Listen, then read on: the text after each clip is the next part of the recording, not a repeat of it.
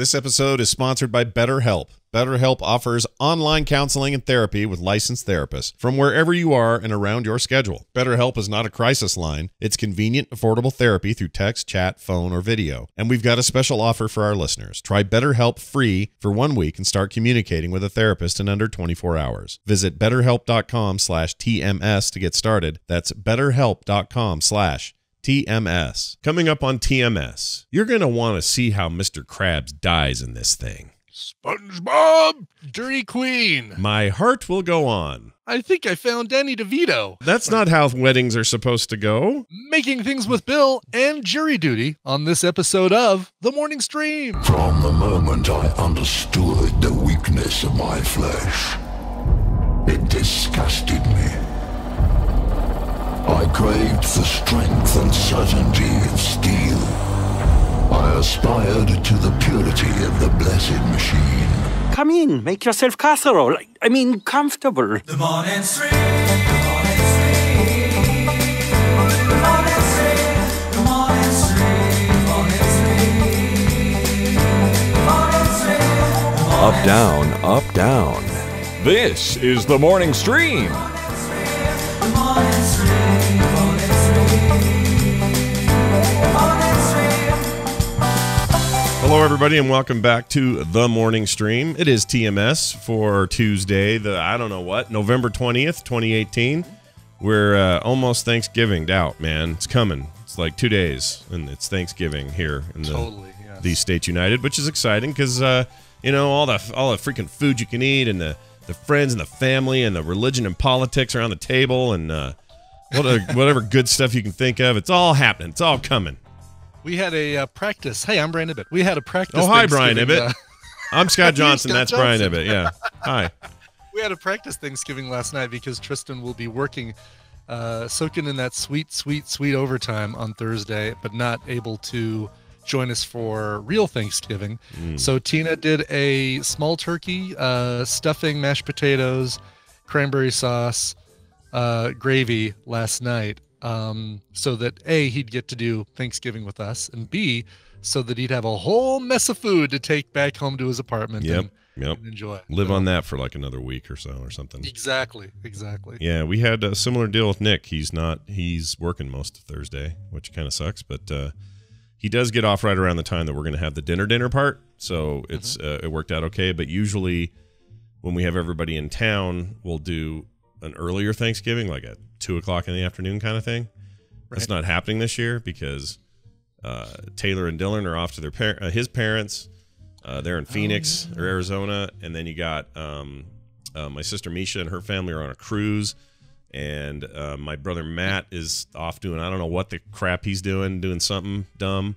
So everybody's got a thing this year. It's weird. We got it's going to be us. It's going to be me, Kim, Carter. Me, Kim, and Carter. Carter's going to be an only child this That's crazy. holiday. And then Nick will be there totally for dinner. Crazy. Yeah. I mean, yeah, you can understand, all right, when you get the marrieds, then you're going to have the situation where they've got to go to the in-laws, and that's what Tina and I did. We would alternate back and forth between the in-laws. This year, we're having everybody over at our house, so it should be great. Well, it really was then a practice, kind of, because she's got to do it all over again. Oh, yep, man. Exactly. Well, exciting times ahead, everyone. Last night we kind of had a fun family night, so I did Cord Killers with Brian Brushwood and John Merritt. Do you know John Merritt? You familiar? John Merritt, yeah, yes. Familiar with his work? He's my favorite musician slash. He's the Elephant Man, right? John Merritt. Oh, right. That's John Merrick. John Merrick.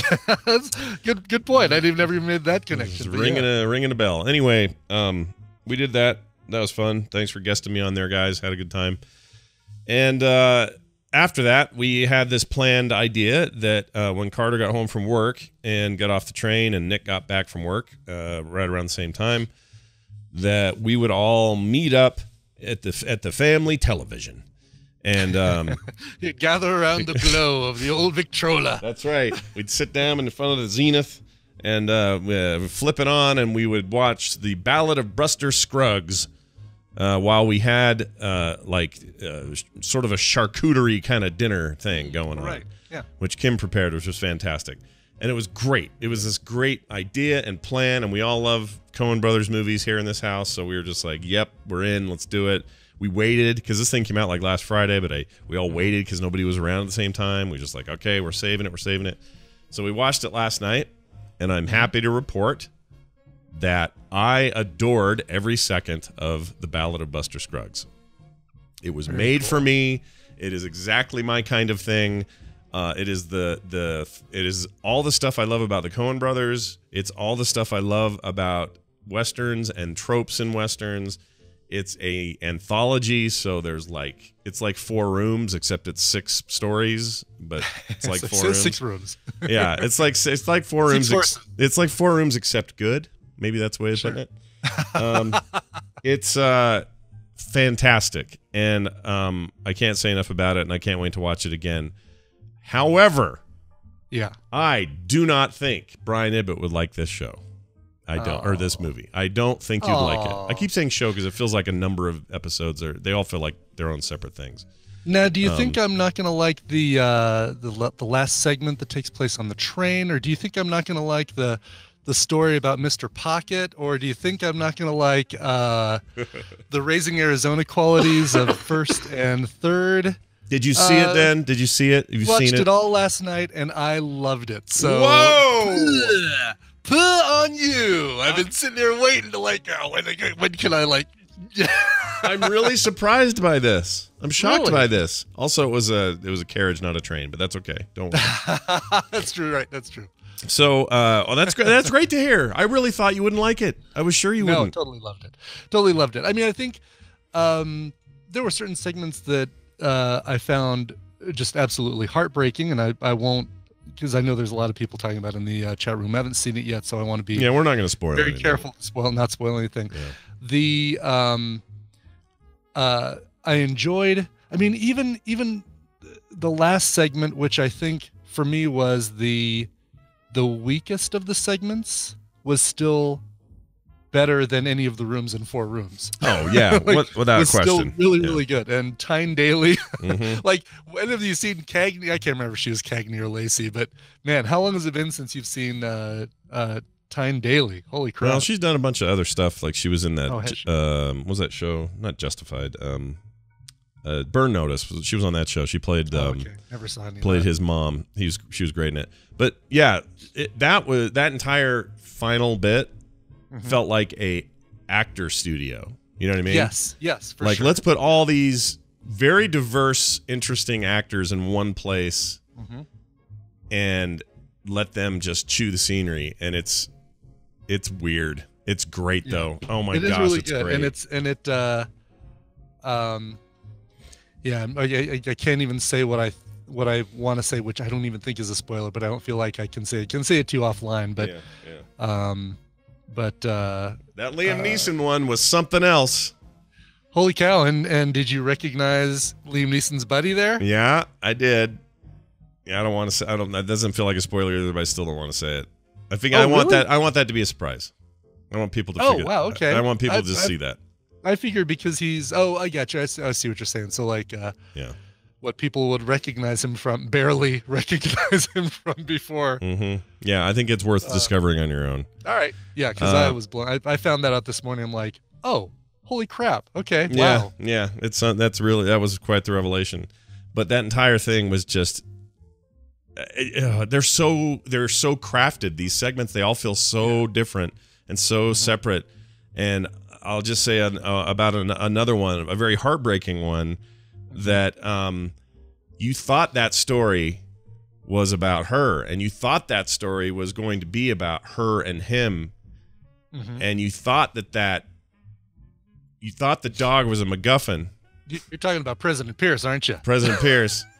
You thought all that was true, but it was all Mr. Arthur's story in the end. Right. And it's so good. Oh my gosh, you guys. It's so good. And I can't give enough love to the beginning one because it is the most ridiculous off the wall thing you've seen. I loved it. And I will say it because I said it in the intro and I'll say it again. You deserve, or you owe it to yourselves to watch at least that so that you can see the best way Clancy Brown has ever perished in a film. Okay, it's not a huge spoiler. He's barely in it, but it is an amazing death, and one I will never forget. I can't wait to watch it again. I loved every second of it. The Tim Blake Nelson bit. I mean, that is if there was a part of this that was ever going to be turned into its own series.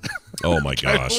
I kind of want the Tim Blake Nelson. I do too. I want Buster Scruggs, the series, Yeah. but I know that was never the intent of this thing. And what do you think of what's his name doing? I can't think of his name all of a sudden. The old singer who played the prospector in this. Tom Waits. Tom Waits. Yes, he was great. Yeah, he was that totally something. great. And I got to find out where that was filmed. I swear that's like somewhere near you or me or somewhere in the Rockies. That was freaking beautiful. What a freaking! It was beautiful. What a canyon! What a beautiful canyon or valley. And I like how in the carriage they're on their way to Fort Morgan, which is where my grandmother lives. Oh, I didn't know just that. outside of Fort Morgan in Brush. But that's yeah. cool. Every time they're talking about Fort Morgan, I'm like, I go to Fort Morgan at least twice a year. Yeah, and you can get there quick in a car now. Not much quicker. Yes. Yeah. You don't have to walk or take a damn horse. I can put whatever I want on the roof too. That's right. It's worth seeing, so see it. There's no excuse. It's on Netflix. It's in theaters as well, although a limited release, I believe. I don't know how they're doing that. They want it to be eligible for Oscar contention, and I think it should be. But it does. I don't know about you. It feels like they just were given the keys and said, "Make the thing you want to make," and it feels like that's what they did. Like it does make me long for a.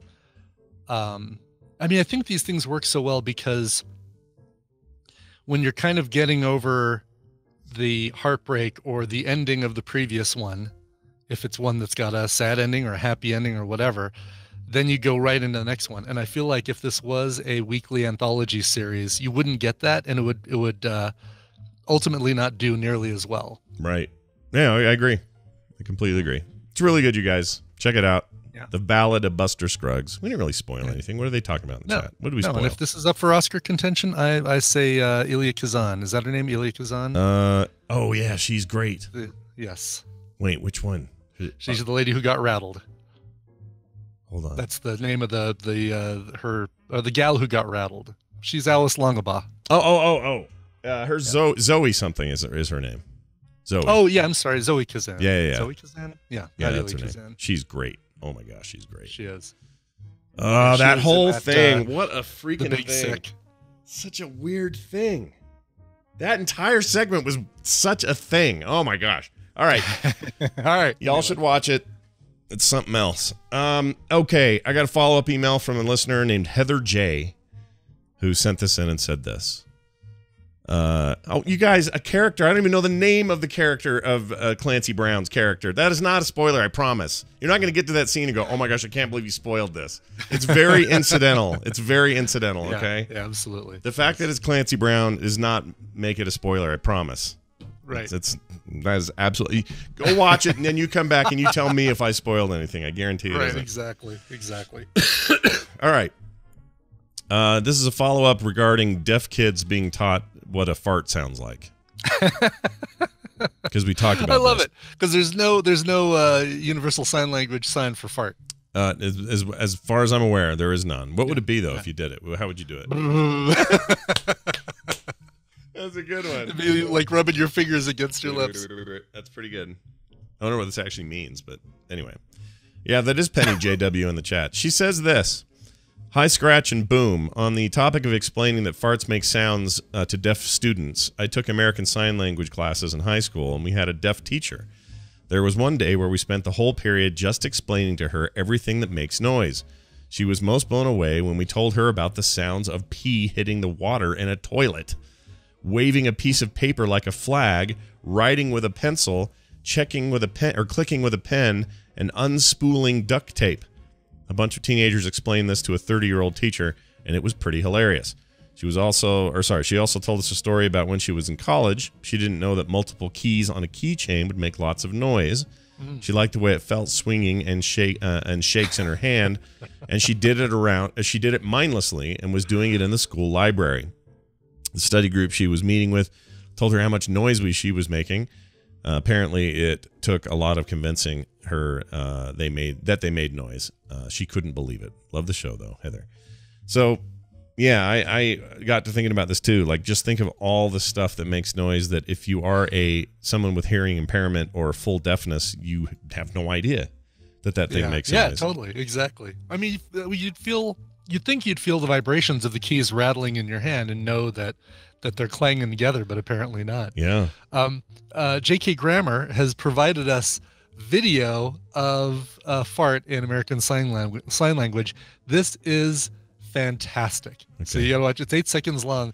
It looks like it's several different words for fart, but there are a couple that are like, oh yeah, I know exactly what symbol she's doing with her hands right there. Like what part of the body she's signifying there. Yeah, I should have asked Carter. She knows ASL, so I should have asked her, but I didn't think about it. Okay, I'm gonna put it up. Let's play it on the show here. Here we go. There's no sound on this, it seems like. There's no sound, no. It makes sense, right? There you go. Playing it. Okay, there's a nice lady. Okay. Oh, that's awesome. I love it. Yeah, exactly. Like the whole thing of basically a closed fist that you're kind of looking at the little the hole that it makes in the bottom of your hand. Yeah. In about 3 of these, that obviously signifies a butthole. Right. So it's like all sorts of like your Satchmo playing the trumpet. Yeah. And I love how every time she blows her cheeks out every time, which is also great. Yes. That's really good. Right. Oh, so good. Well done. Thank you for finding that. Was that J.K. Grammer? That was J.K. Grammer. Very good. Guy's always Johnny on the spot. Totally is. Could be Johnny on the spot Grammer. Well done and good job. Let's dive in. Oh, and by the way, I got other emails about this, and a whole bunch of people had theories about what it would be, but nobody came from a kind of ASL background, and that's why I used Heather's. But Carter, if you're listening this morning, you tell us if it's any different now. I would love to know. I can't believe I didn't ask my own ASL knowing daughter. No kidding. She's fluent. She can just You'll have to show her that video and ask her which one of those is her favorite sign for fart. Because I can't imagine if you're describing a fart to somebody, you're not going to go through like all 6 of those. Yeah, no, you wouldn't. But then again, because verbally we can explain so much. Like Brian can say, well, I guess maybe those are different things, like a toot versus passing gas, breaking wind. Like those are all like different types of farts. An SBD, of course, you've got in there. And what if you got a shart? What's that? You think? Butt trumpet. Oh yeah, then you have a Hershey's Kiss secretly in your hand, and as you do that first one where you drop the Hershey's Kiss in your palm. Gives new meaning to blowing a kiss, doesn't it? That's right. Oh, well done, well done. Well, anyway, thanks for that gratifying information, Heather J. All right, we have come to the part of the program where I'm actually going to get a full morning of news in, so sit tight. This is your radio newscaster with another exclusive sensational summary of world and local events. Looky, it's the news brought to you by... Do you like stories? Are you a fan of Therapy Thursdays? Or you're passionate about mental health? Letters to Myself is a storytelling podcast, one chapter at a time, in pursuit of an examined life. Eldon takes you on a journey through all the ups and downs and highs and lows of life events, looking back at why we do the things we do and how we can change for the better. Letters to Myself. Find it everywhere audio and podcasts exist on the internet. Not to be confused with Letters to Cleo. Oh, yeah, don't do that. How is Cleo? I haven't talked to her in a while. We talked to her in a while? Know. Just seeing her posts on Facebook. She seems to be doing okay. All right. Working a lot. Yeah. Working hard, but that's Cleo, I hope her husband got the shaft in the. I hope he got what he deserved in the end. he's a butthole. That guy turns out. He is. Yes, he's exactly what that American Sign Language fart sign. He's exactly what you see with the left hand. Yeah, at the bottom of the left hand. Yeah, that part. The couple of Hershey Kisses falling out. Here's your news for today. Let's start with one I skipped yesterday, but was excited to get to. The Queen of England, Queen Elizabeth. You might be familiar with her. Hello. Yeah, she's a very popular woman. Has served a long time, very distinctively. Has had real impact on world events and stuff, and she has, a lot of people who like her a lot and, respect her and all that. Well, she visited a Scottish barracks, which is great. Scotland, part of the UK. part of her United Kingdom. She is their queen. Right. Turns out this barracks. Not my queen. She's not my queen. I watched the. You know what? I may bring it up in recommendals because I don't know if I liked it though, so I don't know if I'd recommend it. But I watched that Outlaw King movie with Chris Pine in it. That's on Netflix. Oh yeah. Mm-hmm. It's about a Scottish Bruce. There's something the Bruce. Anyway, Robert the Bruce, and the whole true story about all that stuff. I think their editors might have been ferrets on drugs. That's all I'll say. Really? What do you think? How do you think I'd like it, Scott? Do you think I'd like it? I think you'd probably like it. I think you'd like it. I'm never going to guess again. I just always assume with Westerns I have to kind of go, now, is this something Brian would like or not? It is a safe bet, but there was so much Coen Brothers in that thing that usually the stuff that I don't care for in Westerns, it was so beautifully presented and such amazing characters. I think that might be my misconception about Westerns, and I'm sure I'm wrong about it, but you've got your main character Black Hat, your main character White Hat. They shoot they have a gunfight in the middle of the street next to the saloon. Mm-hmm. One of them dies, one of them lives, and that's all the character development. And I know that's a misconception that I've based on too many cartoons and things like that. You ever seen Unforgiven? You ever watched that? Yes, and I loved Unforgiven. Okay. Yeah, I think you just like good movies. Yeah. I think I do. I think I like good movies. The 3:10 to Yuma I liked, so I think there are Westerns out there. There's disco out there I like. There's country music out there I like, but I think on the whole, there's fewer Westerns than I like than sci-fi movies, for example. Sure. It's not your go-to genre. I get it. It's not my go-to genre. Yep. Totally get it. All right. Well, the Queen visits this barracks, okay, up there in Scotland. Mm-hmm. It's all fine and everything, except everybody found out that the troops had just filmed a sex orgy there with a hooker. Great. Just like the night before. Yeah, well, I don't know if it was that close, but the men involved are all believed to be members of the Fife-based Royal Scots Dragoon Guards. Oh, yeah. That can't be real, can it? Mm-hmm. Sure. Whose colonel-in-chief is Her Majesty. She's like, the president for Your Majesty, troops. I wouldn't lean against that counter right there if I were you. I may have seen. You might get stuck, if you know what I mean. Spoilers. How you like those spoilers, chat room? So, anyway, the 60-second film, which surfaced during the Queen's visit, is too explicit to show anywhere on the website. It's very not family-friendly, but in it, two soldiers are seen doing it with a woman while the others gyrate to dance music and film the romp on their phones. I feel like the guys gyrating to dance music kind of got left out in the cold, but whatever. Yeah, exactly. Right. One of the spectators. Is this a Harlem Shuffle video? Oh, that'd be funny, wouldn't it? Yeah. One of the spectators is shown performing what they refer to here as a solo sex act. While others are swigging from a can. All four men are naked and heavily tattooed in the clip, which has spread like wildfire on WhatsApp among hundreds of soldiers across the country. That is to say, Scotland. The woman's face is obscured throughout, but the soldiers have already been identified as commanders, or by commanders. Sorry, not as commanders. Oof, yeah, don't want to get those guys in trouble. The Queen was there today to present a new standard to the regiment and welcome troops home from a 6-month tour in Cyprus. On her visit, she was met by the Duke of Kent before inspecting a parade and speaking with families of army personnel.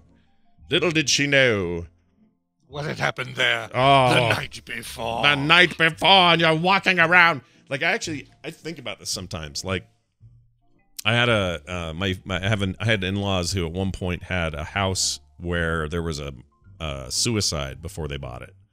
And they didn't actually know. I think you're supposed to, I don't know if Utah law is different, but you're supposed to reveal that in the sales process, like during the sort of realtor, what do you call it? Whatever you have to say to people, like, my pipes are broken, or this toilet's weird. Yeah, declaration. And I think that's one of the things you have to say. Disclose or whatever. Has anyone died here? Was anyone, what were the circumstances? I think you're supposed to say, but they didn't, and they didn't know, and they bought it. But then they found out because some neighbor said, "Oh, didn't you know so-and-so died there? They committed suicide in the basement." It's all fine, whatever. Water under the bridge for, years past, blah, blah, blah. But we're over there, and all I could think about is I'm going to go down in that basement, and I'm going to walk around in there. And I just want to know, does that feel weird? Is it all in my head? Like, what is that? What is that? Like it really all depends on like how superstitious you are, how much you believe, if you believe in ghosts or not, whatever. Right. I don't believe in any of that, I think that I just wondered if my own brain would create like a tonal dissonance, Sure. Like I would go down and go, "Oh, weird. It feels weird down Do here." you believe in those ghost chaser videos or TV shows, Scott? No. I would rather burn them all to the ground. They're terrible shows. By the way, I think I've waited long enough that maybe I'll let probably two tweets come through where somebody says, "Brian, it's not Harlem Shuffle. That's a Rolling Stones song. It's the Harlem Shake." Oh, right. Yeah, you're right. There you go.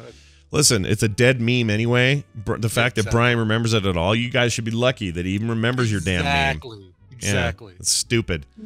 We all should forget that meme. But it would be like this for me. It is in the UK. It's considered the Harlem. Oh yes, so we're doing the Harlem Shuffle with a hooker the night before the Queen visits. Yeah.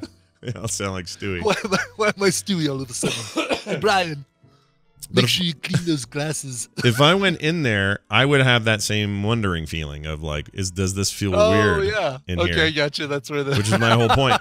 And I wonder if I would feel that way if it was, like you always hear about somebody will move into a house in California, they spend $2 million on some house, and then they find out later that like 50 porno movies were filmed in there, and you're just like, really? Like this living room is like tainted. Like it's not the grossness of it. That's not really what I'm getting at. It's just this idea that there's such a tonal shift in the purpose of the room. The room was for, in the suicide case, this room was for someone to commit suicide. Now it's for hanging out, watching movies, and eating popcorn.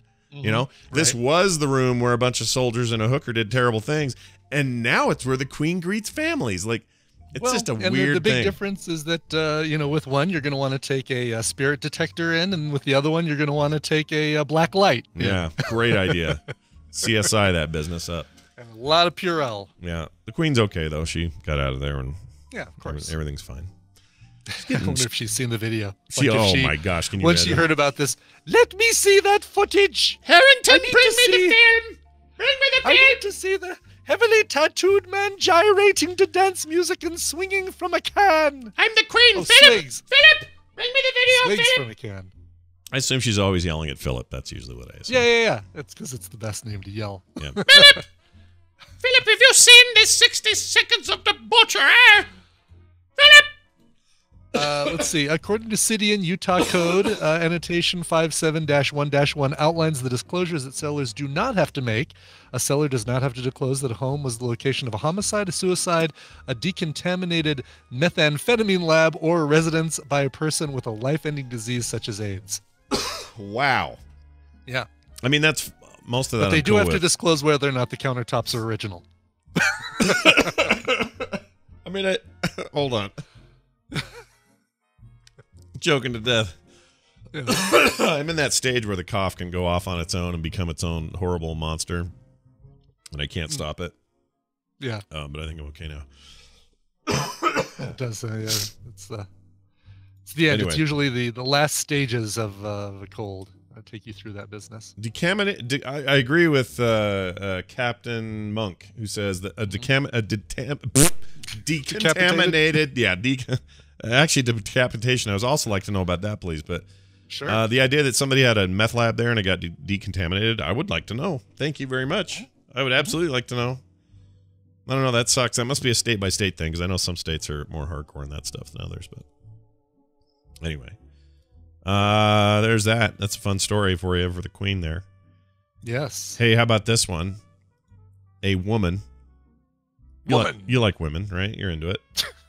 I'm into it. Yeah. Totally into it. Yeah. Yep. I don't know if you know this about me, Scott, but I like women. Yeah, you married one. I did. Yeah. I liked him so much I bought the company. Yeah, produced a child with one. and I'm not just a member. I'm the president. Yeah. Hey, by the way, I'm just curious. You don't have to say. You don't have to answer this. Okay. Have you ever tried any of that hair like growth Rogaine thing? or Yeah. Hair Club for Men or anything like that. No, Never tried it. Okay. no. I revel in my baldness. Like, let's say I had the opportunity right now to grow like a full on head of hair. No, I'd actually probably say no. I think baldness is bald is is just as much my personality as wearing dumb comic book T-shirts. So Okay, fair enough. Now, since Yes. we're in the mode of personal hygiene, honesty, let's ask a couple of I more am questions. completely shaven down there. Yes. Oh gosh, I didn't. That was not on the list. Sorry. Sorry. Jeez, Louises. All right, my next question then is, Uh-huh. have you ever in your life, back when you had a full, just glorious head of hair, did you ever use a Flowbee? No. No. Okay. No, but my grandmother would cut my hair, and she wouldn't use a bowl. But man, I had some pretty rough haircuts. Yeah. It was a glorious day when I started going to Great Clips. Man, it was. I'll bet. Yeah. No. I feel like if that would totally be me if Kim was bad at it. Problem is she's pretty good at it, so I don't have to worry about it. But I still have never paid for a single haircut my entire life. Not one. That's amazing. Yeah. Yeah. My mom did it. My girlfriends did it. Some college friends did it. Those were bad days. Was it a requirement, like in the dating situation? Like, well, I hope you like going out for like Mexican food a lot and like sci-fi movies, and you'll need to cut my hair. Yeah, basically. I had a couple of real requirements there. A bowl of M&Ms, they all had to be brown. All that. Right. Yes, it wasn't so much a dating profile as it was a writer. Yeah. You needed a dating writer. But there was a couple times there where like it would be roommates who did it, and that was a bad time for my hair. So we try not to count that. But again, because it just passed from my sisters did it a bunch, and then my mom again when I was home, and then met Kim. Kim started doing it. My daughter Taylor's done it a couple of times. I've never paid for a single haircut in my entire life, not once. At any point, though, like when you needed a haircut and the person who was closest in proximity could do it, but wasn't necessarily trained in it. Like, was the reason you stayed away from going to a barbershop or to a Great Clips or Fantastic Sam's or something like that? Was it ever out of anything but I just would rather have somebody who knows me cut my hair, kind of thing? I think at a certain point, I just wasn't even thinking about it. It was kind of like, I'm here. Let's just cut it. I'm at my aunt's house. Oh, well, Aunt Susan will cut your hair. Okay, cool. Like, I just never really thought about it. And then I got to a certain age, let's say 33, 34, and I went, oh my gosh. And it hit me. I had this realization. I've gone this long without paying for a haircut. Now it was like a challenge. So it's almost like the not necessarily the alcohol thing, but the vomit thing. Like, now it's a challenge. How long can I go without vomiting? Yeah, it is like that. How long can I go without getting sick from BlizzCon? Exactly. How many? Like, at some point, I just never drank as a kid, never drank as a young adult, and then at some point I went, oh my gosh, I don't drink. This is now a challenge. Now I see how long I can go. Freaking Mexico, that guy with that thing. Right, broke your streak, man. The sad thing is that you never got to experience that weird awkwardness of having your arms on the armrest at a Great Clips, but covered up by that sheet that makes all the hair go on the floor, and having the stylist awkwardly rubbing their crotch against the right side of your knuckles. Oh, you're right. I've never had that. You're right. Yeah, and it seemed to happen every single time. And when you're young, you start saying, I wonder if she's into me. Well, I wonder if she does this to everybody or just to me. Yeah, it was like my Asian, not that it matters he was Asian, it doesn't at all, but my eye doctor from years ago that used to put his knee right in my crotch while he checked my eyes. One or two. And I'm like, knee in the crotch, freaking just right up in there.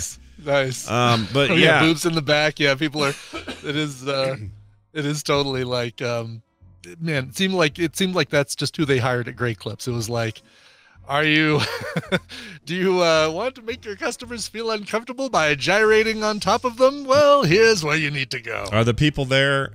What's the general demographic of your average Great Clips people? Are they young and upstarters? Young, attractive women. At least the one I went to in South Denver, because that's when I started really going, was in college, and I'd go to the South Denver Evans Street Great Clips by Denver University, and it was, I don't know if there was a hairstyling school nearby that just plucked them right off the graduation stage, or what, but yeah, they were all young, attractive women. Did you ever do it at a barber school or like a hairdresser school where they were just learning? You ever do that? I've never done it at a barber school, Okay. Scott. All right. Cool. I think that's not the question you were asking. No, but probably not. Have you ever had a haircut at a school? That's what I've never gone to I've never gone to like get the free haircut from the students that are just learning. But Tristan has. Yeah. The girl that he was dating before his current girlfriend was going to cosmetology school, and did some haircut. It's like some hairstyling. Worked on his hair. It looked great. Did it look good? Yeah, I think it's a bit of a crapshoot because some of them suck and you never know what you're going to get, but it's a lot cheaper and whatever. Okay, so I was just going to tell you. I'm glad we have a show title. Never done it at a barber school. There you go. What was I going to ask you about that? I had another question about that, about barber school stuff. All right. Anyway, would you eat at a culinary school restaurant? Like yeah, students that are learning to. Yeah, I would too. I think I would, because there's a lot of supervision with that, and I don't think they're in that because they really want to be good at cooking. Right. It may not taste good, but you're not going to get poisoned. No. Yeah. You'll have a better time there than you will just an average visit to McDonald's or something. Right. You should go there. Exactly. Yeah. Yep. I don't mind that. Plus, I want that's how they learn. That's how they get better. Someone in the chat asked me who used to do my mullet. That was my mom. That was the era of my mother cutting my hair. So now I have 3 major streaks going right now. A lifetime, no haircuts paid for. Never had a professional or any amateur or anybody other than people I know cut my hair. Yeah. Number 2, I still think my drink thing holds. It certainly holds in the continental U.S. You've never purposefully drank alcohol. Right. That? There's been other times, if I count them, where I had some peach. Okay, when you can peaches and you put them in a jar and you keep them for the whatever. My grandma had a bunch of canned peaches that we thought were going to go bad, so she's like, you should eat these. And we ate them, and we thought they all tasted a little weird, kind of hot and almost spicy. I think we had fermented whatever, and you say, well, Scott, that's not the same as drinking it. Well, I also drank the juice. Yeah, that would be like peach wine, basically, or peach mead. Yeah. No, mead is honey. What's the peach cider? I guess it would be. Cider, there you go. Something like that. And I was probably 8 or 9, didn't know anything. It just seemed like whatever. So, I mean, there have been a couple of chances American like that. Sign Language for hot, spicy peaches? Yeah, you don't want to know. Very similar. But I have, I'm sure I've run into that a few times, and then there was this Mexico thing where I didn't know what he'd given me, but I've never ordered an alcoholic drink with the knowledge I was going to drink it. So I feel like that streak still holds. It certainly does in the continental U.S. Then you got what's my third? Then I got my barf streak. I haven't barfed. I shouldn't say I've never barfed, because I have, but I haven't barfed since 2005.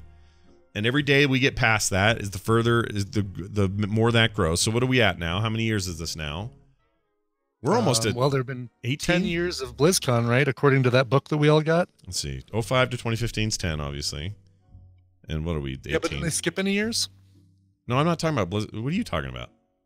I thought you were talking about BlizzCon. Oh, I said my barf streak. You're still talking about the barf streak. I thought you'd moved over to the not getting sick after BlizzCon.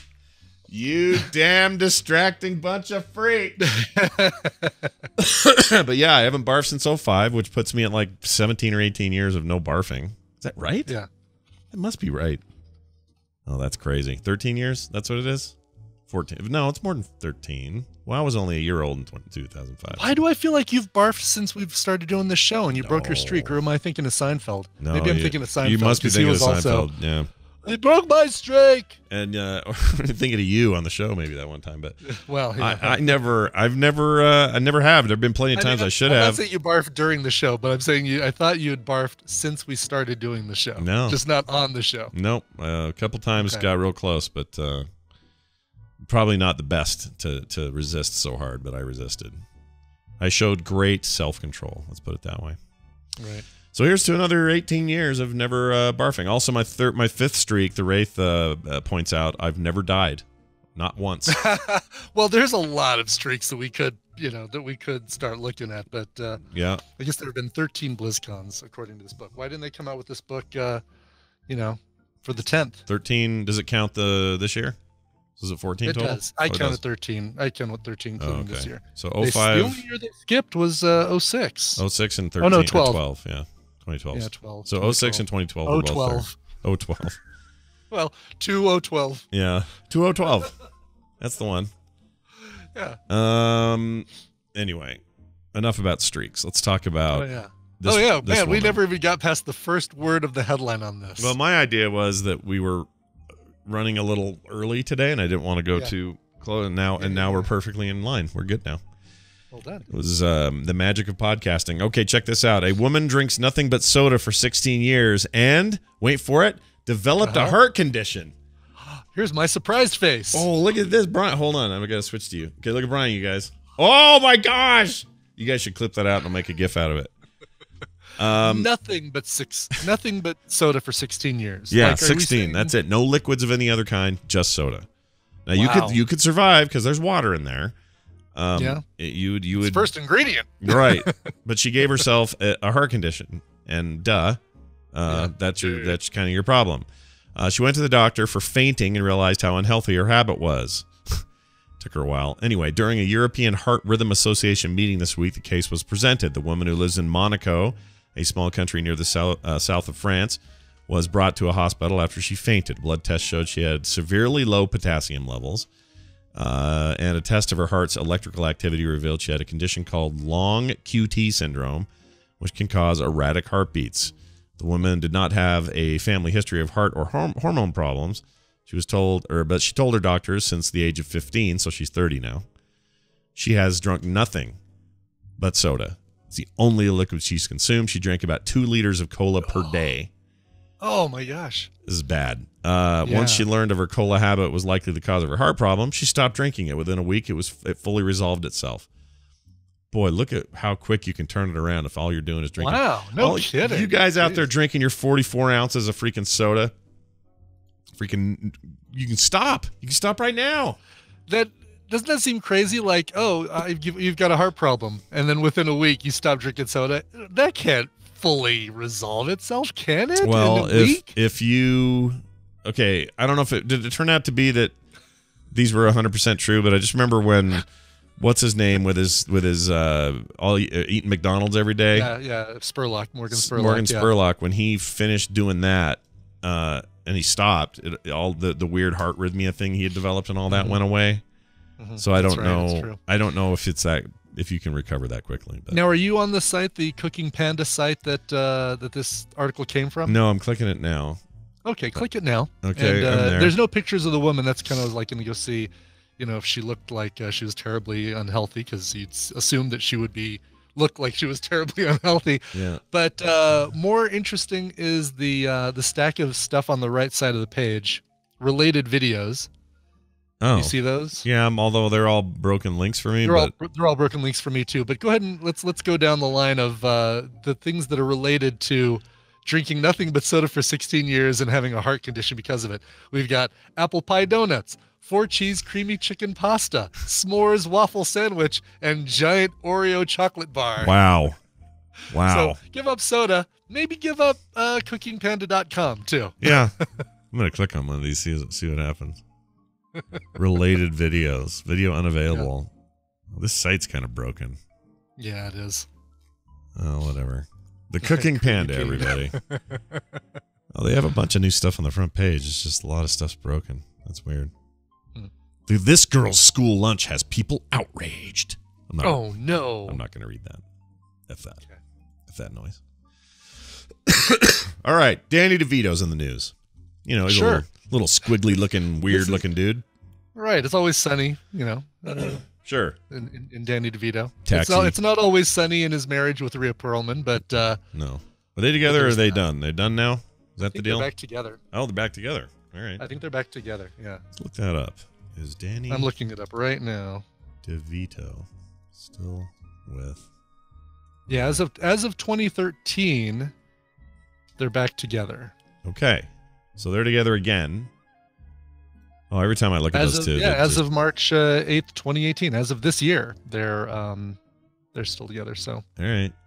they got married in 1982. They split for 3 years, but they are, well, hold on. Danny DeVito and wife Rhea Perlman split for good 3 years after, but Okay. so they're separated but not divorcing, I guess. Okay, because they just want to keep their options open. Right? They know that there's someone else out there for them. Yeah. Just want to keep the hallway clear, just in case something else goes on. Exactly, just in case they can't find somebody else who's a perfect match for either Danny DeVito. I mean, staying Rhea together Perlman. for the kids, they're 33, 31, and 29. I think that, that's kind of ruled out a little bit. Yeah, that ship has sailed probably. Yeah. I wonder if they're the ones. I mean, the kids could be the ones. Their adult kids could be the ones that are pushing them to get back together. Who knows? Mm-hmm. Anyway, there's a shrine to Danny DeVito that was found in a college restroom's towel dispenser. This is amazing. When students in an upstate New York college aren't attending class in a bid to fulfill their dreams, it appears they are praying to a god of comedy, that being Danny DeVito. Video posted on social media Sunday showed a few Purchase College students. That's the name of the Purchase school. College. Yeah, which is ironic since college costs so much damn money. It's pretty funny to call it Purchase. Good point, yeah. They found a shrine. It says the best thing about my school is that Danny DeVito's shrine is hidden behind the paper towel dispenser in one of the bathrooms. The shrine is revealed when the metal casing of the towel dispenser is pulled off the wall. A student tweeted about the shrine to DeVito last month, but the disclosure didn't appear widely noticed on social media until this week. I'm going to show a picture of this to the chat. It is. I love the fact that they've got like this 1, 2, 3, 4 like set of photos showing how you get to that secret lair in the. Yep. How you have to lift it up and then go inside. And once you go inside, there's a tiny little Danny DeVito in there. There's a little pop-up of him. There's a photo of him on the wall. There's a bunch of language about, to our Lord and comedy savior, Danny DeVito. Mm-hmm. It's a very odd thing. It really is. It's for someone to make, real weird. And the fact that it's just that it exists at all is really strange. I wish I could read that. What does that little sign at his feet say? I'm trying to see. Leave an offering for our Lord and Savior. Oh, is that what it is? And that's what people do. They'll leave like a little something in there. Yeah, so like there's an iTunes card and a roll of Scotch tape and a half-eaten Snickers bar, it looks like. Yeah, it's amazing. It's also what appears to be a skull on the wall smoking a doobie. Is that what I'm seeing there? The big red painted thing. Do you see that? Let me go do another photo here. I see the poster of Danny DeVito. Is it in that last... I'm looking on the tweet.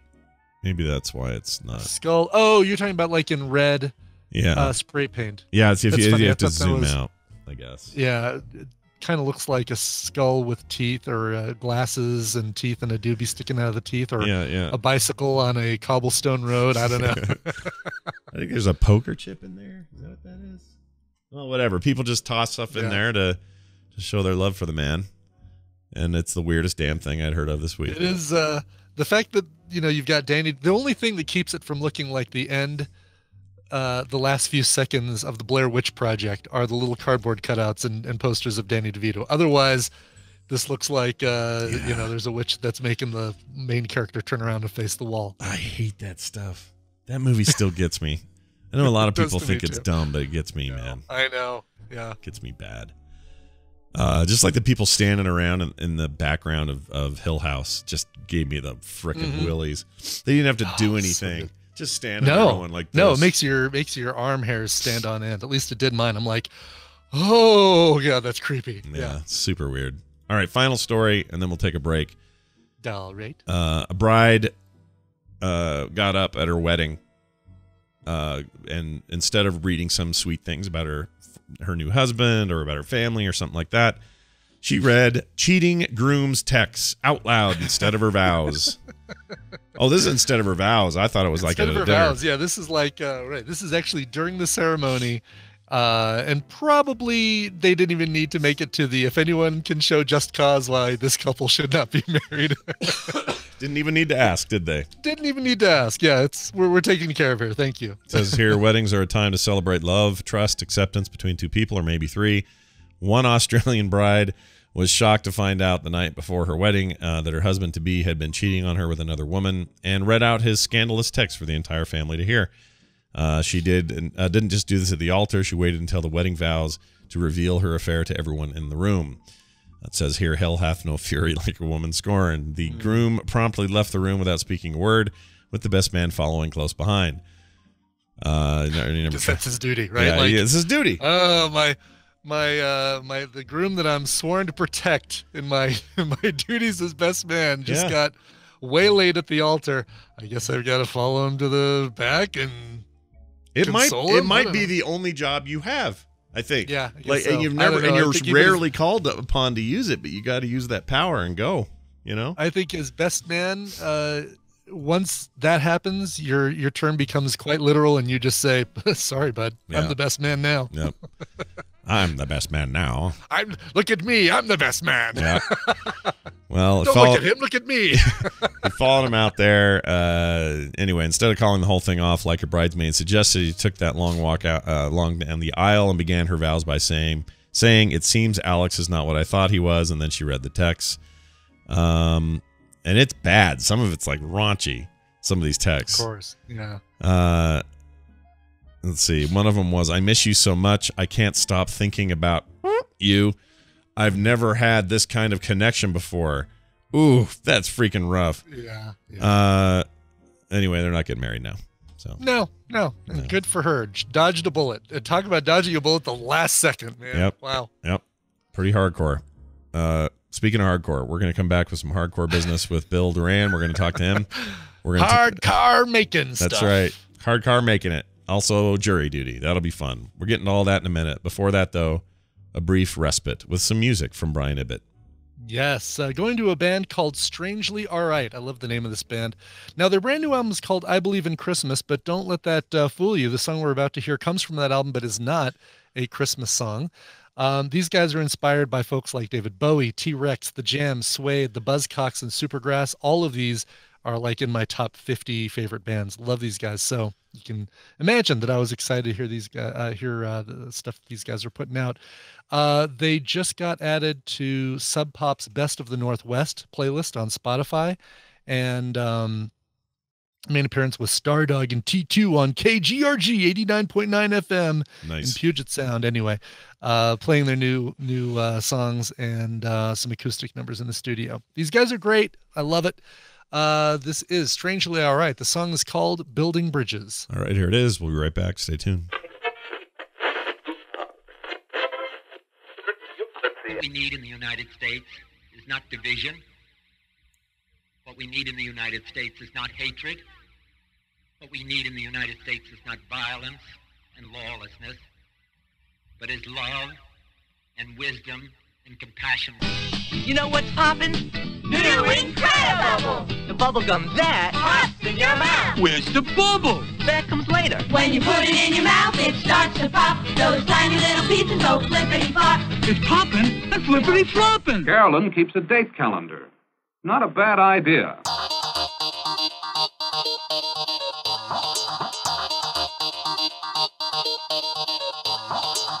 The Morning Stream. I'm a leaf on the wind. Watch how I soar.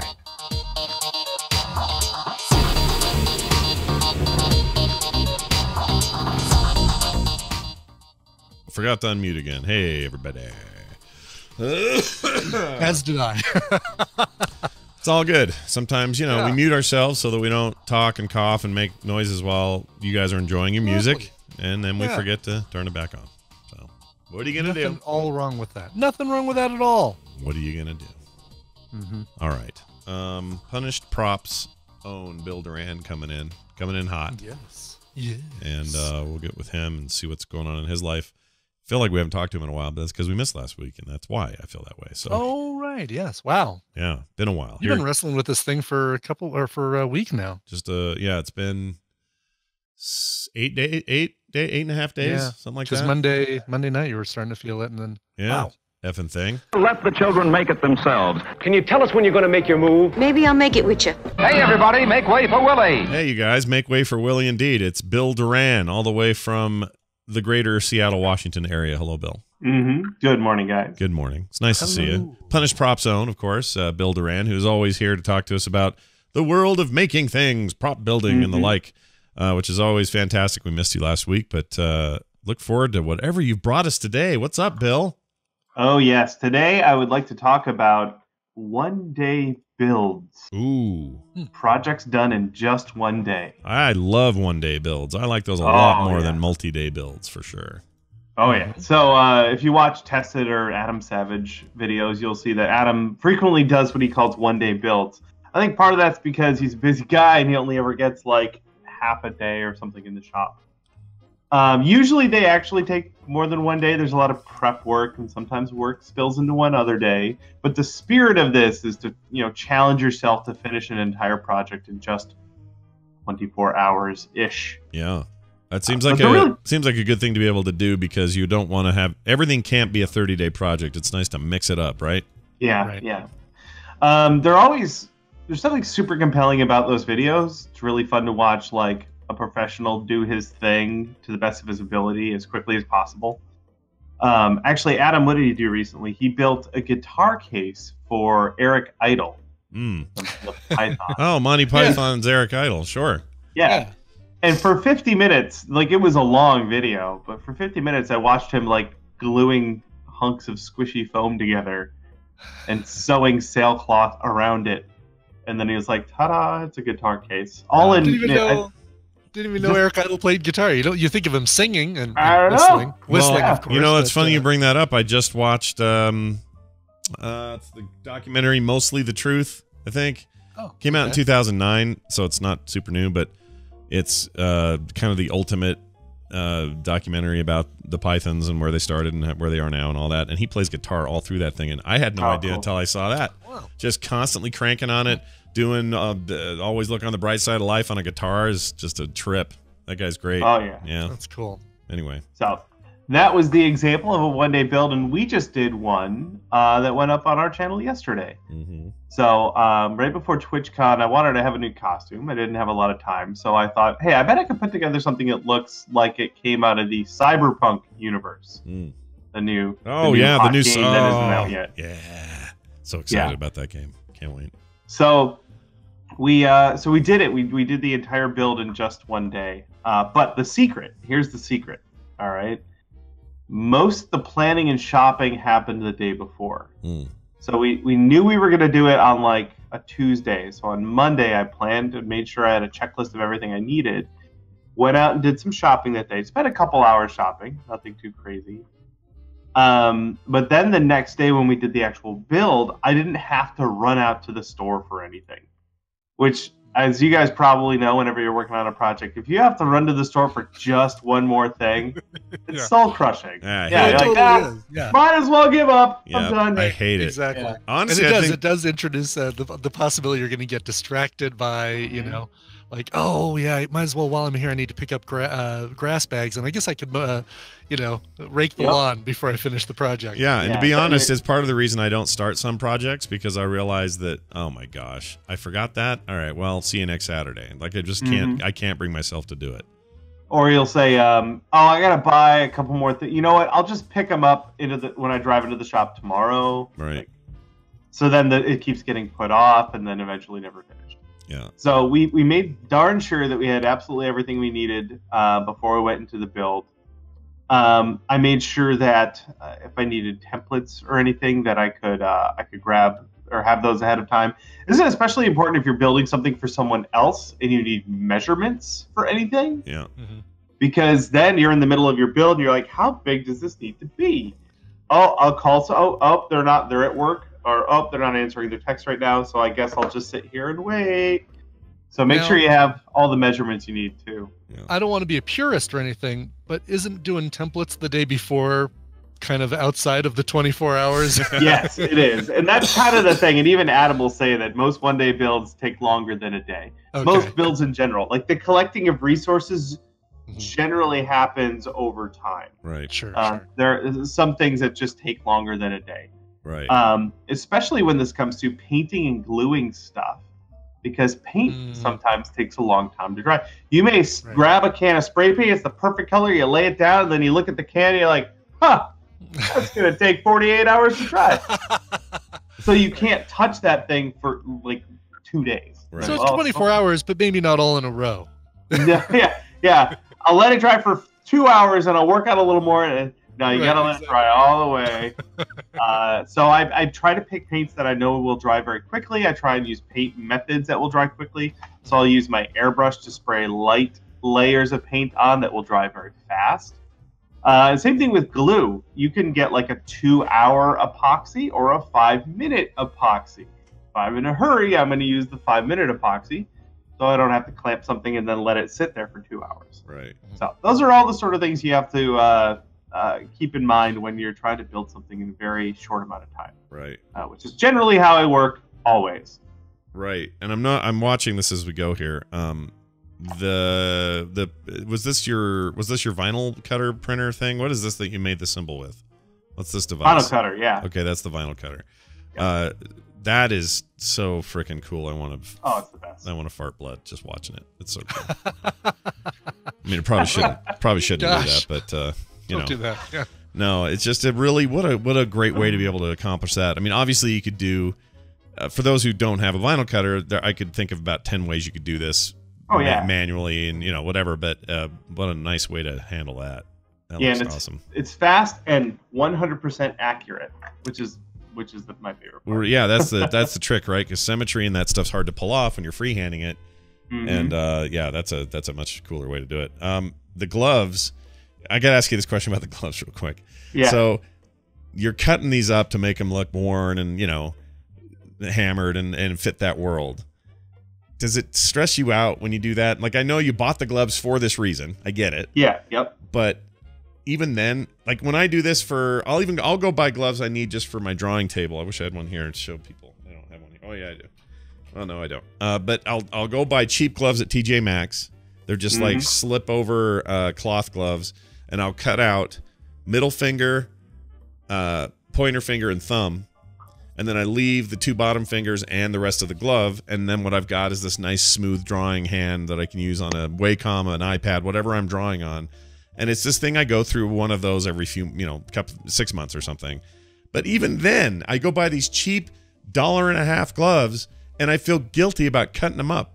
So do you ever have that? Like, you buy these nice gloves you got here and you're just like hacking them apart. Does it ever just make you feel weird, or is this all me? I don't know. I don't know what you're talking about. I don't like. I went to the store to buy a pair of gloves. I went to the hardware store, and they have thousands of gloves there. Yeah. So if I destroy one of them, you're right in the aisle. You have the right attitude. You have the right attitude about it. It's something weird with me. It's whenever I just destroy something. I don't know. It's weird. Right. Well, they're producing gloves at a rate much faster, and I can destroy them. So I think we'll be okay. Yeah. It's super interesting. But anyway, and this goo at the end, that scares me. That black stuff. What's this? Oh, I see. All right. Okay. Yeah, this 1 day build for Bill is maybe a 8-day build for the rest of us because we don't know what we're doing yet. But this is a great way to learn. And of course, this video's up on the channel right now and hopping. You got all kinds of traction on this video already. Oh yeah. Yeah. Well done. Know what the people want. Awesome. This looks great. Go check it out, everybody. Can't wait for that game myself. I'm super stoked about it. What else you got? You leave us with a little something sometimes. What do you got? Sure thing. Got a recommendation. I have a couple things. One, my recommendation. This is a video. My friends over at Rooster Teeth have a little show they call Master and Apprentice. They made Wind Fury, the legendary sword for Molten Core. Wow. Yeah. Nice. Yeah. And it's awesome. Didn't realize Rooster Teeth was doing stuff like that, builds and stuff. I had no idea. Yeah, that was all.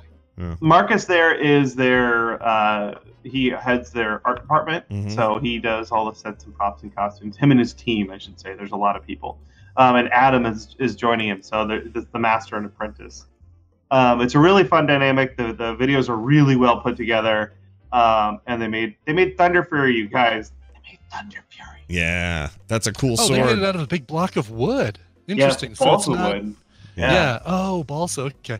It's interesting that they didn't use like foam or something like that. Oh, look at him hanging out with Afraz Arabi at Blizzard, learning all this stuff and looking at all these props. That's awesome. Oh, that's cool, man. That's super cool. Yeah. One more thing, we got Black Friday coming up, and we're gonna have a ton of cool stuff on our website. So punishprops.com, sales on a bunch of stuff, bunch of new stuff. Worth checking out. Yeah, I agree. Support Bill Duran and his cool enterprise because it's pretty badass, and you can learn a lot of stuff in the process. Bill Duran, everybody. Punish Props. Have a fantastic Thanksgiving, man. Okay. Enjoy. See ya. Okay, he says. God, even in balsa wood, I wonder how much this thing weighs because it is thick and like. Yeah, luxurious. On PVC, thick and luxurious. Yeah. No, I'm all in on this. It's really cool. All right, let's get our jury on. This seems like the thing to do, doesn't it? Mm-hmm. Seems like a way to take the show to a new place, to new heights, to new heights, new places. Yeah, new heights is a good way to look at These it. are their stories. Oh, I'm terrible with names. Ladies and germs, welcome to the program, if you will, with us, Mr. Justin Robert Young. Hello, Justin. Oh, he's muted. Oh, no sound. Muted. We got no sound from him. We don't know why we got no sound. Bump, bump, dun, dun, dun, Then we get the dun. exasperated jury. Yeah, exasperated jury face is my favorite face. It is. It is. And he's eating something. He's got some sort of sustenance happening. He's got chaw. Yeah, some chaw. More chaw. Another mouthful of chaw between the cheek and gum there. And if he can hear us now or not. I'm trying to distract him. Nope, still can't hear Justin. He's talking into it. He's patting his mic. There's nothing happening. It's going great. Let's make sure I don't have him muted or something.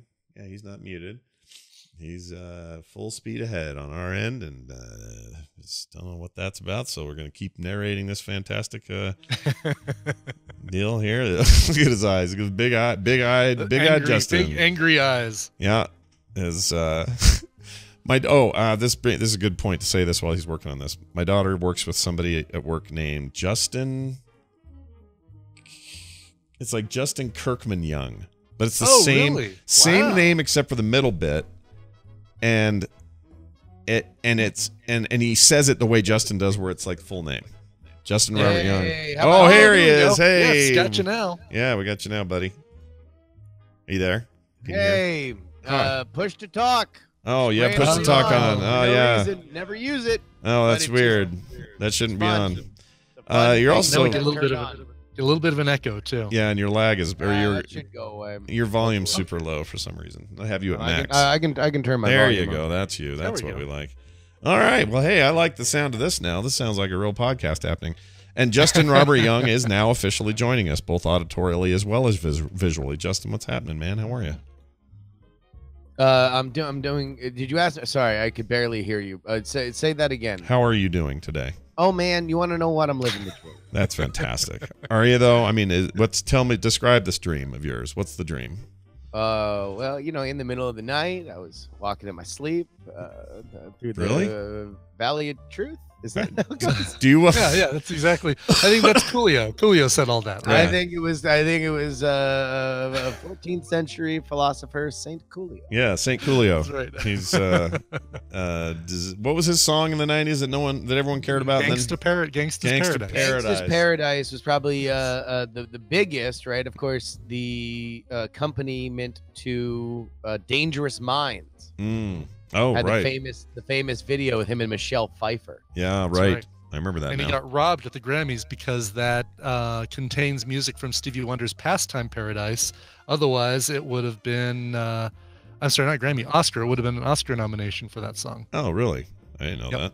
It's because it was using somebody else's thing. Ineligible because it contains samples from another song. Oh. That's ridiculous. It is ridiculous. It is ridiculous. Although, I mean, we've come along. Hold on, wait. Are you telling me that "Whoop That Trick" by 3 6 Mafia, which did win an Oscar for best song? They changed the rules. I don't think "Whoop That Trick" was the song that they won. No, what was it? It was Hustle and Flow. Yeah. It was Hustle and Flow. Yeah. Yeah, but they didn't they change it? For me, the real signature of that movie is "Whoop That Trick." Yeah, I never saw Hustle and Flow. I feel like I should have.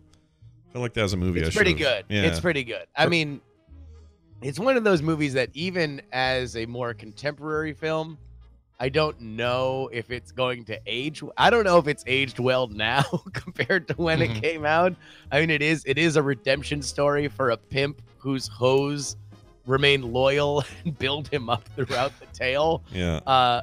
So that's, I mean, everybody wins at the end, I guess, and there's its own redemption arc, but it's I don't know. I really like the movie. The entirety, I really like Mafia. So. The entirety of my Terrence Howard following knowledge is he was on Iron Man for a very brief moment, and then he's on that Empire show, which I could not stand.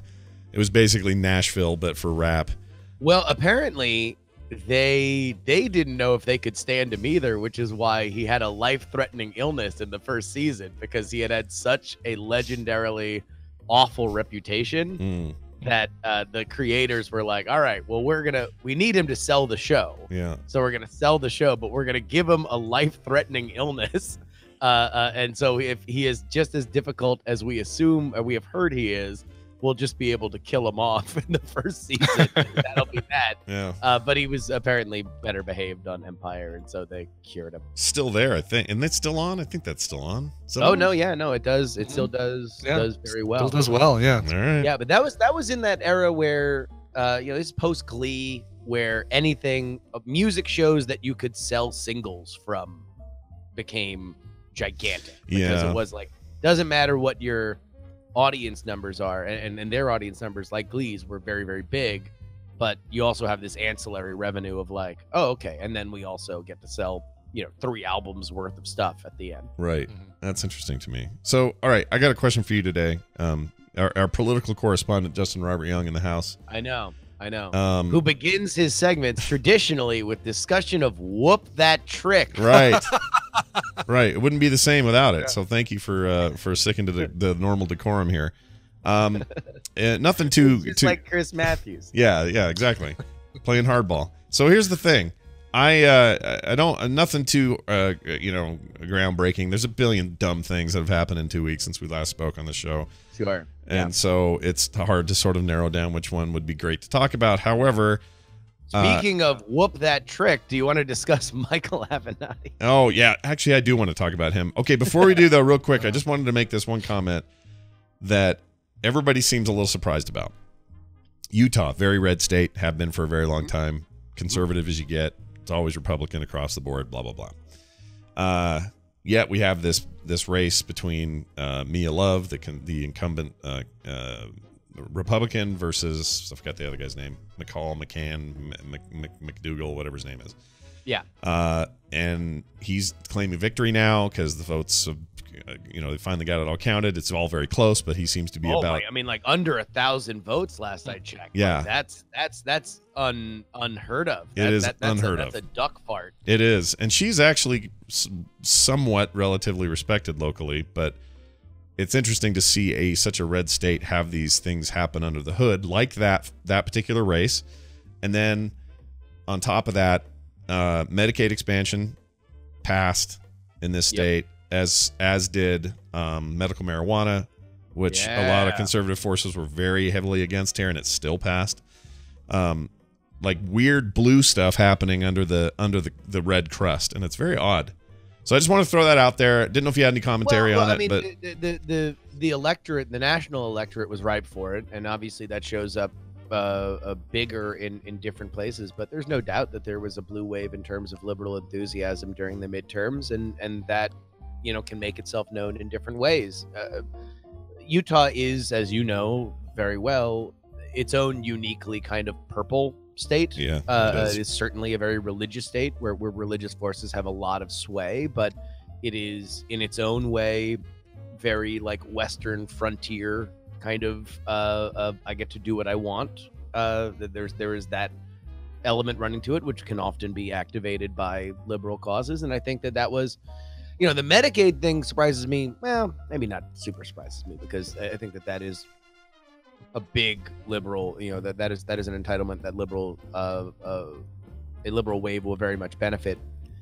The recreational marijuana thing, though, I think is a combination of there was just a lot of liberal folks everywhere going to the polls, and B, there's just been a national mood change on that, and specifically when it comes to medical now, the argument against medical was that as it is classified federally, that marijuana is a Schedule 1 drug. It is like the most dangerous drug you could possibly have. And that, I think, when you are setting that up for a vote, is hard to swallow now that we have many states, including neighboring states for Utah, like, California and Colorado, that have it recreational. It's not like we're seeing, death and chaos in the streets. You can probably make an argument, as I'm sure the religious element did, that there is a moral rot maybe that is exacerbated by it. But specifically for medical stuff, when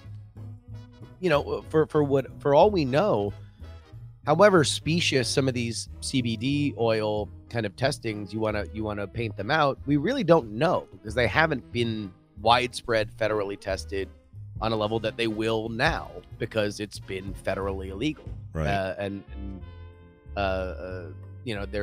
There seems to be an appetite amongst the electorate that we have the right to try, because it doesn't seem all that harmful. Right.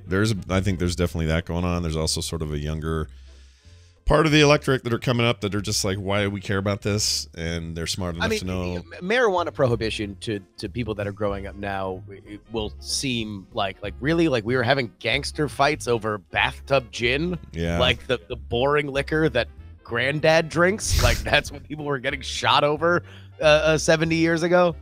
That I think is something that we will look back and feel very, very silly. Yeah, I think I agree. And you're seeing that happen here, and you're also just seeing a side of this place that I've always tried to describe to people, and it's hard to, because it doesn't make sense, but if you live here you kind of get it. The automatic, or the idea that people would get super tribal and line up behind Trump is not true here. People don't like him. People who voted for him don't like him. They don't like how he acts. They don't like what he represents. Like, it is a real thing. And so what can happen is this dichotomy of, well, I still need to, this isn't me necessarily, but there are people who are like, I still need to vote for the party that is the closest to my thinking on issues like abortion, or my issues like whatever they may be, whatever the sticking points always are. And the GOP still is that for them, or at least it was in 2016.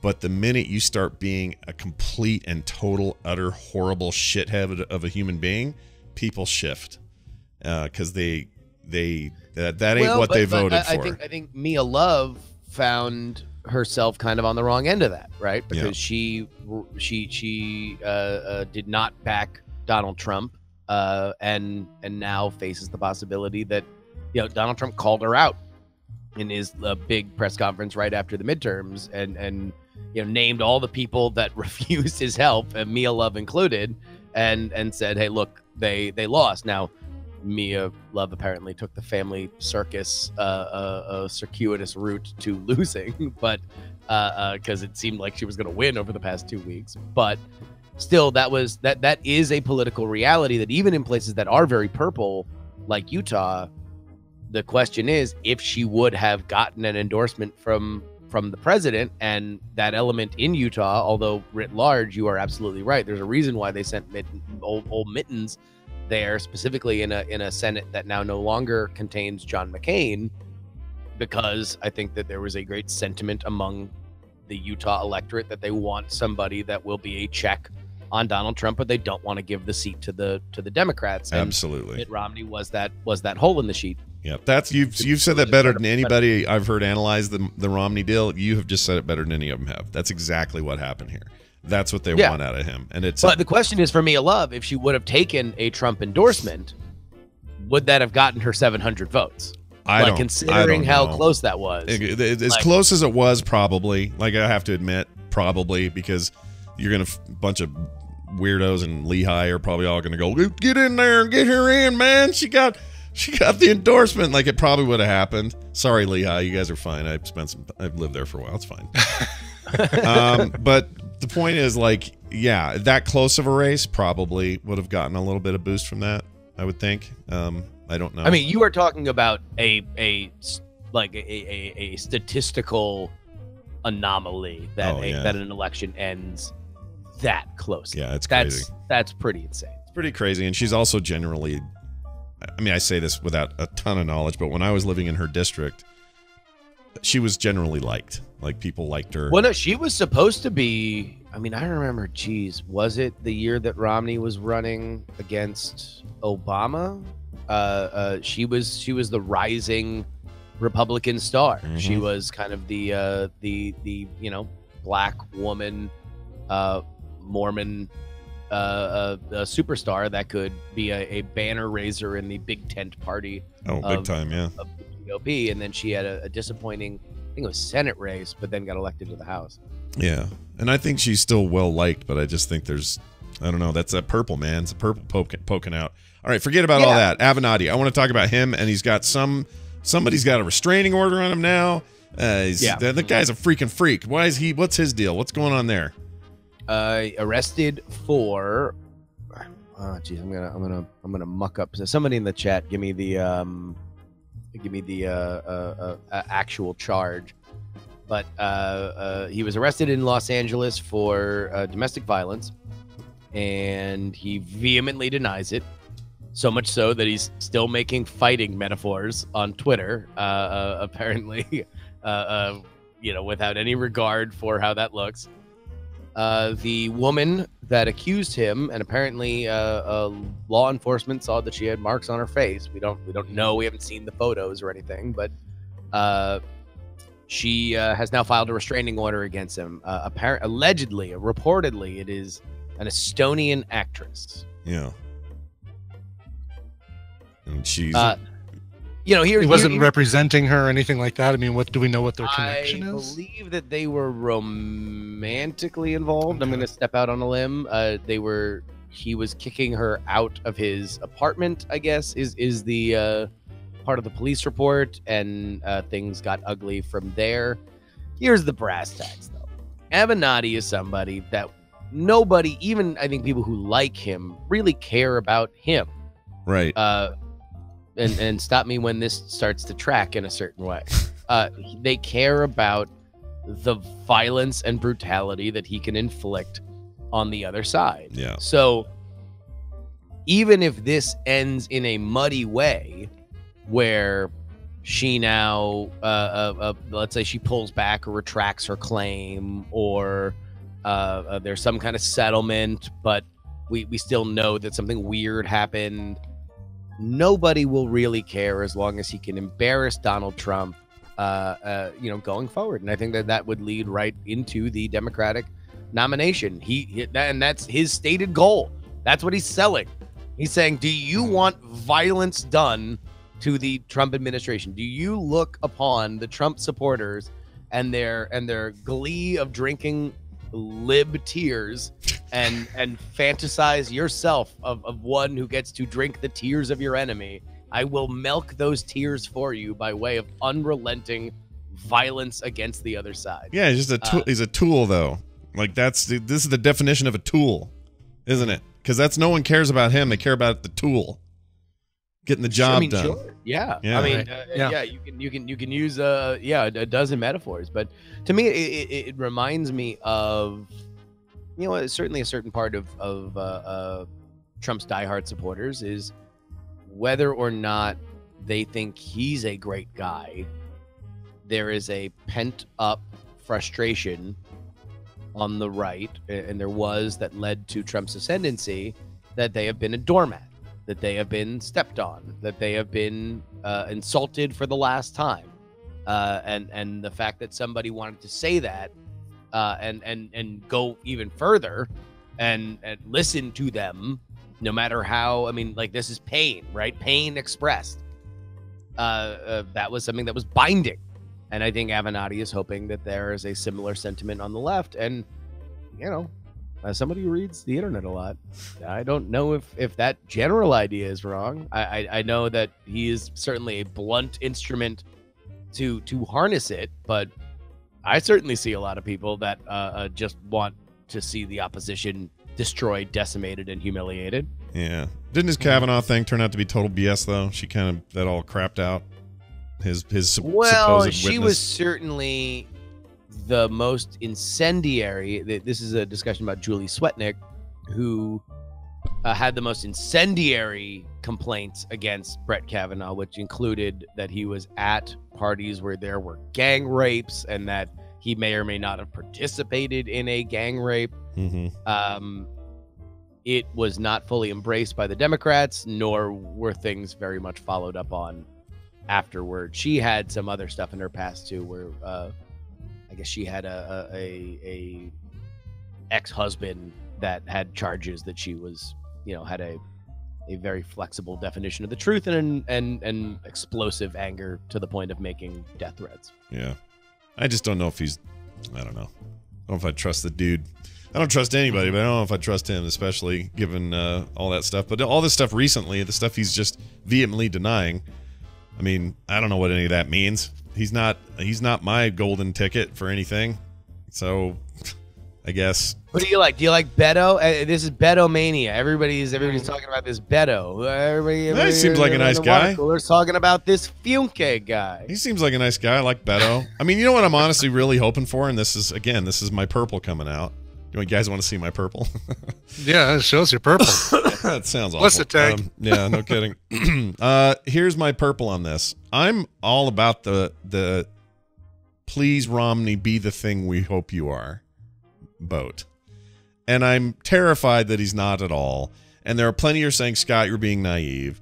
And he'll just toe the line and vote the ticket and blah, blah, blah, blah. All right, so let's actually set this here before we start swinging wildly like a pendulum and everybody is, what is the I think it's like a feminist line of thought that there's the whore Madonna dynamic that every woman is either a total slut or the like virtuous a pious example of dignity, right? Yeah. So before we go full, a whore Madonna on Mitt Romney in the same way that people have very often did with John McCain, let's set baseline expectations for what a Mitt Romney should or should not do. Okay. Right. And let's understand that this is coming from a position of where Scott is, that he is a purple voter, traditionally probably voted more Republican than Democrat, but it certainly is somebody that has a wide-ranging value of opinion. So look, if you are a Democrat,